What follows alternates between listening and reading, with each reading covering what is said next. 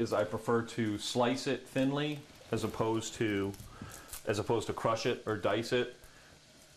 I'm not a crazy garlic fan as Bob is. Nothing wrong with that, but I prefer, I think slicing it gives you mellower, less potent garlic flavor.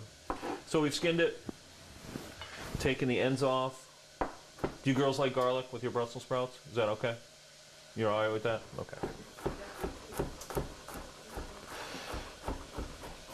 So we're just going to slice that very thin.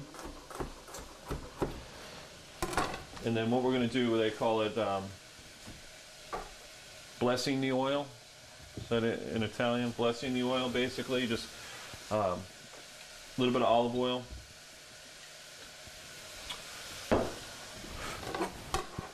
Flavoring. Exactly. Now I'm not looking for any color on this. The color is going to come when I add the Brussels sprouts. I just want to kind of slowly warm that up and let the garlic oil start to release. Okay, so I'm starting it in a small pan. Those are coming along. Okay, now for quick prep for the Brussels sprouts. I'll just show you a few of them. But we just take the ends off. Now if you're doing a bunch of these, you can put them in, feed them right into your food processor with the slicing blade. That's fine. I'm a human food processor, so it's not really necessary when we're doing small amounts like this. So I took the ends off, cut them in half, and don't discard this stuff. That's great. I've seen it where people actually take in the individual leaves and break them off and cook them like that. But we're just going to take them, and this is what you would call a chiffonade. Very thin slice. Okay, we're back. I still have a few Brussels sprouts to finish up. I wanted to come back because my rice makings are starting to soften up. See the onions and the peppers starting to soften up a little bit. So we've got those ready to go. Garlic in the pan. Just sizzling. Yeah, I know you like that, don't you, Bob? We're gonna add some chicken broth. And when I cook rice or pastas or anything like that, try and use chicken broth or some kind of flavored broth. So this is a key. So we've got our stock and our quinoa. Quinoa. Yep. Now what I'm going to do is I'm going to let that come to a boil, and then we're going to cover it. We're going to let it simmer. I don't like to season my things. I like to season a little bit up front, and I think I've already done that using the chicken broth. I always like to season at the last minute. You can always add more flavor, but once you've got too much salt and pepper in something, it's next to impossible to get it out. So I always try and tell folks to season a little bit, even under season to your taste, and then go back to it right before you're about to serve it and taste it again. You'd be surprised, especially something like the quinoa that's going to sit on that stove and simmer for a while. You'd be surprised at what it tastes, the difference in taste between right now and 15 to 20 minutes from now when it's ready for service. So in doing this in a food processor, you wouldn't use... You'd use the slicing blade. Slicing blade. Yeah. Something that slices stuff nice and thin.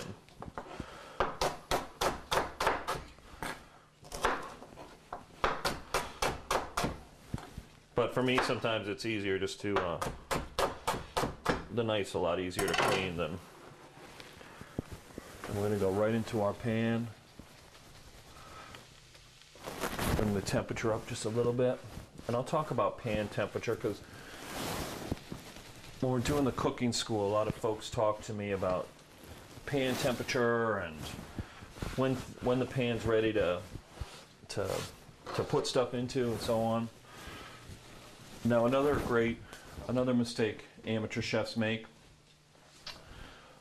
there's some undying need to start playing with that pan. Okay? Yeah, you laugh, Bob, because you do it.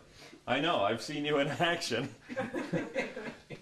I try and tell everybody, just relax. Let it sit there. Just let it sit there, okay? Because especially with these Brussels sprouts, we're looking for a little caramelization.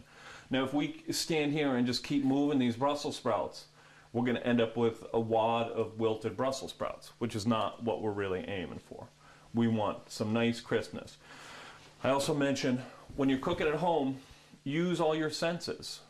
And one of the senses that I use most frequently is my sense of hearing. Because I'm listening to these Brussels sprouts. You can't hear them. Well, maybe you can. Oh yeah. Okay. So what I'm paying attention to more so than what they look like, I'm just paying attention to kind of in the back of my mind what that pan sounds like. And if obviously, if we hear it again, we'll listen to it throughout, and maybe it'll, you know, obviously we're running a high temperature. We're going to bring it down a little bit. If we don't hear anything, obviously it's too cool. So pay attention, use all your senses. Now finally, our little turkey cutlets we're going to make. These we're going to do in little batches. I always start my pans on low, let them get a little warmth going. That way when I come to them, they'll be ready for me. So I've got this on low. This is moving along nicely. You still haven't shaked that, right? What? The Brussels sprouts still haven't been shaken. Yes, thank you very much for pointing that out, Bob. I have not touched the Brussels sprouts yet. Okay? I'm going to eventually, but I don't think I'm going to quite yet. Because like I said, I'm looking for that caramelization. You might even if you're one of those people who has to touch or poke or prod, just pick up a little bit. You know, just check that underlying level to see what it's doing. Okay, but don't get crazy. Okay. Julie found some fresh morels, come up every spring. I'm assuming these are probably local from around here.